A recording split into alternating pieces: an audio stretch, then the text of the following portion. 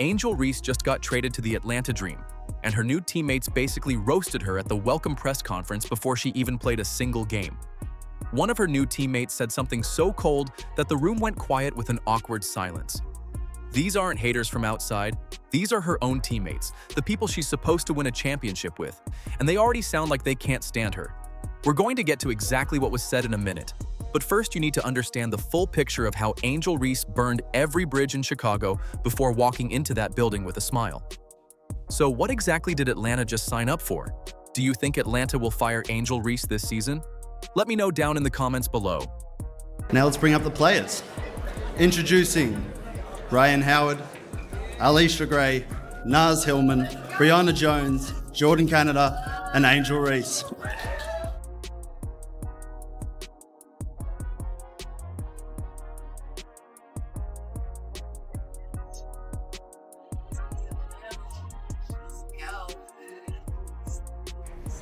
Angel Reese put up numbers in Chicago that looked genuinely impressive on paper. And if you only watched the highlight packages, you'd think the Sky had something special brewing. Rookie season, she pulled down rebounds at a record-setting pace, racked up double-doubles consistently enough to earn an all-star selection, and her name stayed in the sports news cycle basically all year. But the Sky finished that season with a record that made all those individual stats feel hollow because they missed the playoffs entirely and it wasn't particularly close. Since they drafted Angel Reese, all of a sudden, the Bravado struggled to win games. And ESPN expects me to believe that the organization is the problem here? Either way, I don't think basketball had anything to do with why Angel Reese was traded. I think Angel Reese was traded because the Bravado thought that she was more trouble than she's worth. Year 2 was supposed to be different, right? The team had a full season of Reese under their belt. She'd proven she could produce at the WNBA level, and the expectation was that the wins would start catching up to the personal accolades. Instead, the Sky got worse. Their overall record across both of Reese's seasons landed at 23 wins and 61 losses, with the first year only getting 13 wins, and by her second year they'd dropped all the way down to 10 wins and 34 losses. So the trajectory was going the wrong direction the whole time she was there. And let's talk about those rebounding numbers for a second, because a big chunk of those boards were coming off her own missed shots, so the dominant rebounder label gets a lot less impressive once you factor that in. It's time to launch a federal investigation into Angel Reese for sports gambling. Bang! You could only be this bad on purpose, right? Bang! With the recent developments of NBA players and NBA coaches being investigated by the FBI for sports gambling, is it time we take a look at Angel Reese? I think so. Bang! She told everyone, take my over and rebounds. Trust me, I grabbed my own misses. Bang! It really makes you think, was she throwing games? They finished last in the conference. Bang! For context, the Sky won a championship just a couple of seasons before Reese arrived. So this wasn't a franchise that was already in freefall, and she just happened to be there. The losing got worse with her on the roster, not better. 2 all-star selections, 0 playoff appearances, and a win total that kept shrinking. But the on-court stuff is almost secondary to what was apparently happening inside the building, because anonymous insiders from the Sky went on record after the trade, and one of them said directly, "There has been so much apprehension between the team and her, and everyone is happy that they don't have to deal with her various controversies." That's not someone venting on social media. That's a person who works inside that organization choosing to put those words on record. Teammates and coaching staff reportedly spent large portions of 2 seasons walking on eggshells, and a locker room operating that way almost never produces a winning team on the court. Angel Reese traded to the Atlanta Dream, as you guys know. Jeff Pagliocca couldn't wait to send her packing. See ya. In fact, reports are coming out that Jeff Pagliocca was so excited about sending Angel Reese to Atlanta, he personally packed her bags. The Sky eventually suspended Reese for conduct detrimental to the team, which is front office language for "we can't keep pretending this is fine." Suspensions like that don't come out of nowhere. They come after a long stretch of the organization absorbing something they can't absorb anymore. And after the suspension, Reese reportedly missed the rest of the season with a back injury, though sources claimed she'd been spotted on a private jet, so take that for what it's worth. All of this is the backdrop you need before you hear what her new Atlanta teammates actually said into that microphone, and we'll get to that in a bit. But first, let's relook at how Reese betrayed her own teammates in Chicago. The suspension is actually the least interesting part of this whole story, because what Reese was doing to her teammates in the months before that decision came down is where you really see the pattern. Angel comes in. Oh, wait, you're not usually here in these meetings. Oh. Not thinking much of it. Wait, you're not usually here in these meetings. Angel Reese is like, wait, what's going on here? Jeff Pagliuca, sit down, Angel. We don't want you on the team anymore, but we'll give you a couple choices. You let us know a few choices of where we'll send you, and just let us know. Angel Reese said, well. Let's talk about Courtney Vandersloot first. Vandersloot is a WNBA veteran, the kind of player who's earned every bit of respect she has in that league. And while she was dealing with an injury, Reese went on record essentially calling her old and washed up. Not in a private conversation, not in a moment caught on a hot mic, but publicly enough that Vandersloot had to get on camera and respond to it herself. Think about that for a second. A player who's supposed to be your teammate forces you to go defend yourself on camera because she's out there publicly undercutting you while you're hurt. That's not competitiveness, that's just nastiness dressed up as honesty. And it didn't stop with Vandersloot. Reese went further and told reporters, "I'm not settling for the same stuff we did this year. We have to get good players. We have to get great players. That's a non-negotiable for me." Which, fine, wanting to win is normal, but saying that publicly while your teammates are still in the building is a very specific kind of disrespect. She later apologized, but the front office noticed, the locker room noticed, and apologies don't erase the fact that she said it loud enough for everyone to hear. We can't rely on Courtney to come back at that age that she's at, Reese said. I know she'll be a great asset for us, but we can't rely on that. We need someone probably a little younger with some experience, somebody who's been playing the game and is willing to compete for a championship and has done it before. Courtney Vandersloot, by the way, 2-time WNBA champion, 5-time All-Star, 2-time All-WNBA first team, left the New York Liberty, a championship caliber team, to come help out the Chicago. Oh, damn. It's all right, Courtney. Camila Cardozo was supposed to be Reese's front court partner, the player she'd build something with in Chicago, and even that relationship reportedly fell apart, with Cardozo's body language on the floor at times looking like someone who'd mentally checked out of the whole situation. One insider noted after the trade that Cardozo could now get off and go berserk without Reese in the way, which is a pretty direct way of saying that Reese's presence was holding her own teammate back rather than lifting her up. Then there's the injury situation, and this one's hard to ignore. Reports from inside the organization accused Reese of faking a back injury late in the season, refusing to suit up for the team's remaining games, and then turning up on a private jet the same day. When that kind of accusation comes from people inside your own building, it's not a rumor, it's a pattern they've watched long enough to name out loud. Tell you something right now.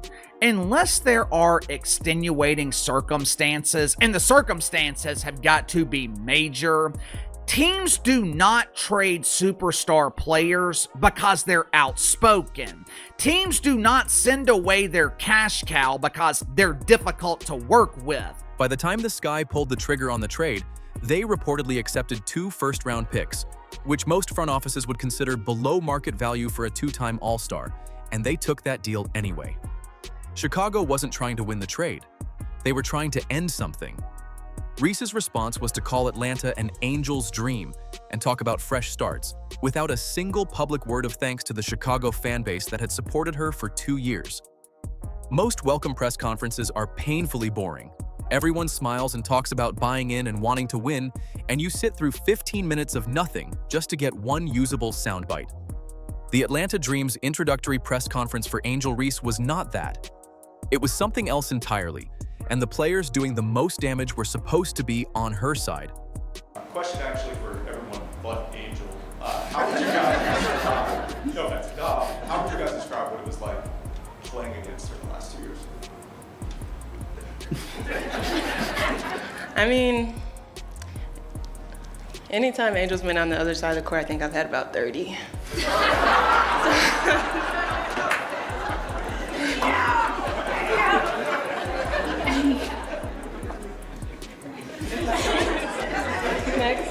Ryan Howard stepped up to the microphone, and when asked about playing against Reese over the last 2 years, she smiled and said, "Anytime Angel's been on the other side of the court, I think I had about 30. Just let that land for a second. Howard wasn't complimenting Reese's toughness or talking about what a battle it was to guard her. She was straight up telling everyone in that room, on camera, at an official team event, that Reese's defense was basically a gift every single time they matched up. That's not a joke dressed up as a compliment. That's a compliment dressed up as a joke that's actually just an insult."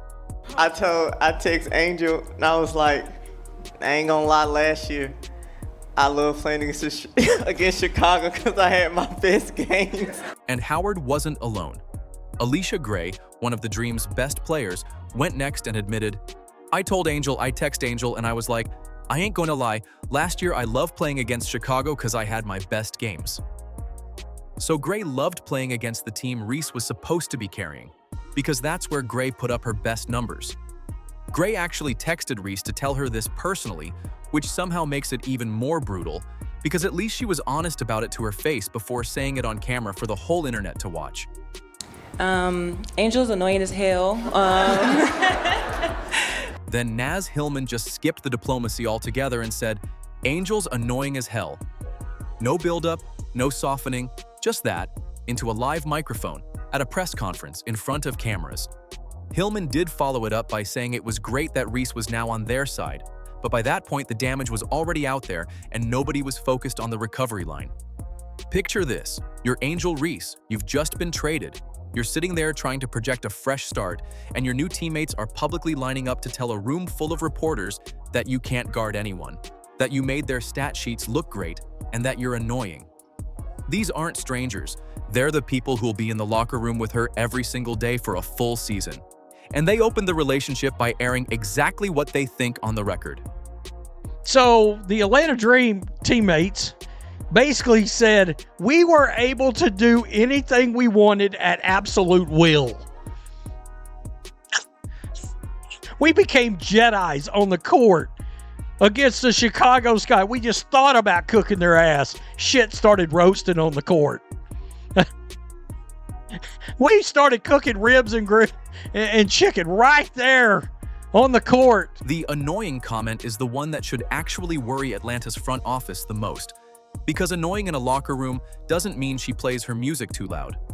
It means her presence creates friction, and the Chicago Sky already spent 2 full seasons running that exact experiment and watching their record get worse every year she was there. Before Atlanta starts printing championship merchandise, someone should go back and watch the 2024 playoffs, because the Indiana Fever walked into that first-round series against the Dream with a roster that was banged up, short-handed, and running on fumes, and they still handled Atlanta without breaking much of a sweat. That's the baseline. That's what the Dream were without Reese, a team that couldn't close out a compromised Fever squad that wasn't even at full strength. I think Angel Reese, listen clear. You better take full advantage of this opportunity with the Atlanta Dream. Okay, you are playing with Ryan Howard and Alicia Gray. They are all stars, 20-point per game scores. All you have to do is be the role player that you were born to be. So what's Atlanta's answer to that problem? Trade for Angel Reese. A player who never made the playoffs in 2 years, whose team got worse every season she played, who collected a suspension from her own organization, and who just sat through a welcome press conference where her new teammates publicly questioned whether she could guard anyone. That's the solution the Dream's front office landed on. Let's talk about what actually changed on this roster, because it's not much. 5 of Atlanta's core players signed multi-year deals to stay, so the Dream are basically running back the same group that got bounced in the first round, with Reese sliding into the front court spot that Brittany Griner vacated when she left for the Connecticut Sun. And look, Griner had her own limitations at this stage of her career, but she wasn't showing up to press conferences with teammates lining up to talk about how easy she was to score against. Swapping Griner for Reese doesn't fix Atlanta's playoff problem. It just adds a different set of complications to a roster that already couldn't get the job done.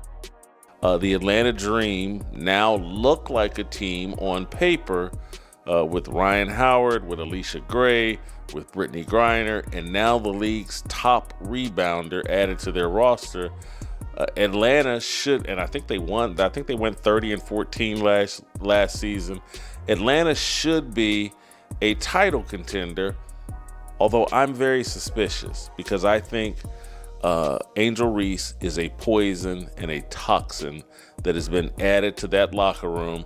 Here's where it gets interesting, though, because Caitlin Clark and the Fever aren't standing still. The team that beat Atlanta last year while injured and shorthanded is only going to be more cohesive and more dangerous going into 2026, with a full healthy roster and another full season of Clark running that offense.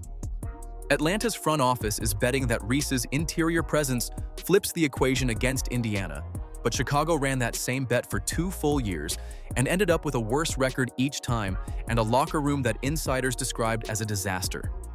Atlanta fans are buying jerseys and tickets are moving, and that part's real. Reese draws attention and she sells seats. But jersey sales don't beat the Fever in a playoff series, and sellout crowds don't fix the defensive issues that Ryan Howard basically described as a nightly charity event when she talked about scoring 30 against Reese every time they played. But this would be my advice to those young ladies that you mentioned, right, on that new Atlanta team of hers. Get ready to stick your hands out like this and never get the ball. Because she's going to get the rebound, get another rebound, get another rebound, another rebound, and another me-bound. And there's going to be, I'm fascinated by this in this sense. And Scap, I'm going to watch some highlight clips of Atlanta starting this season. I'm going to watch the body language of those teammates when that happens. Picture this roster in a playoff series against Indiana next year. The same core that already lost. A front court built around a player whose own teammates roasted her defense on camera. Facing a Fever team that's healthier, hungrier, and has Caitlin Clark with a full season of chemistry locked in with everyone around her. The Chicago Sky didn't hold a ceremony, didn't put out a warm press release, didn't retire the number. They handed Angel Reese's number 5 jersey to Rickea Jackson, and they did it before the dust from the trade had even settled. Reese fans noticed immediately, and they were not happy about it, but the Sky's front office clearly wasn't losing sleep over that. The retirement demands started flying almost instantly on social media, with Reese supporters insisting the number deserved to be honored. And look, you have to pause on that for a second, because we're talking about retiring the number of a player who never made the playoffs, collected a suspension from that same organization, and whose presence insiders described as a source of constant apprehension for everyone around her. Rickea Jackson, for what it's worth, wore number 5 in high school and at Mississippi State, so the Sky gave her a number that actually meant something to her, which is a very clean way of saying the Reese era is completely over. Angel Reese's fans not too happy about the jersey number. This was Rickea Jackson's jersey in high school, so she's familiar with the number 5. Man, Flage's mama said Angel slow, and her fans just as slow as her. Came in and stole that. Damn. The slow. Retire 5. She might come back once Sloot leaves. Folks, you see all the moves that the Chicago Sky are making now that Angel Reese said bye, bye, bye. But here's where it gets interesting, because the jersey move is almost a footnote compared to what Chicago actually built once Reese was out the door. The Sky signed Skylar Diggins-Smith, a 7-time All-Star, to a 2-year deal almost immediately. They traded for Rickea Jackson, one of the best offensive wings in the league. They signed Dejonai Carrington, who's an all-defensive caliber player, and they re-signed Elizabeth Williams and Rachel Banham to keep some veteran continuity around all the new pieces. They also acquired J.C. Sheldon via trade. That's not a team patching holes. That's a front office that suddenly had a very clear idea of what it wanted to build. Now remember, the story going around before the trade was that nobody wanted to play in Chicago, that free agents avoided the city, that the Sky were a mess and nobody was coming to fix it. The moment Reese left, multiple high-level players signed almost immediately, and that timeline isn't a coincidence anybody can explain away. Diggins-Smith alone changes what Chicago's offense looks like completely, because she can actually run a real offense and create shots for teammates, which is a different skill set entirely from what the Sky were building around Reese's rebounding. Azura Stevens gives them defensive versatility the roster never had during the Reese years. You know, the dynasty starts after you, not with you. Chicago Sky to Angel Reese. Woo-wee! I told you that AR disease ran deep. Nobody wanted to play with that. That is wild. Chicago also kept both first-round picks that Atlanta sent over in the trade, so they've got future draft capital on top of a better constructed roster and a locker room that insiders are already describing as dramatically more functional. The team that everyone said lost the trade added a 7-time All-Star within days of the deal going through, and Reese fans are out there on social media demanding a retirement ceremony for a number that's already hanging in someone else's locker. So Angel Reese is in Atlanta with a fresh smile and a new jersey, and her own teammates already told you on camera that she can't guard anyone and that she's annoying before she played a single minute. Drop a comment below. Tell us whether you actually think Atlanta makes the playoffs with her on the roster, because the over-under on locker room drama there is set extremely high and the season hasn't even tipped off yet. The Fever beat Atlanta last year without a full lineup, and in 2026, Caitlin Clark and Indiana are coming back with everybody healthy. Do you think Atlanta will fire Angel Reese this season? Let me know down in the comments below. Like, subscribe, and turn on all notifications so you never miss out. Click the video on the screen, and we will see you in the next one.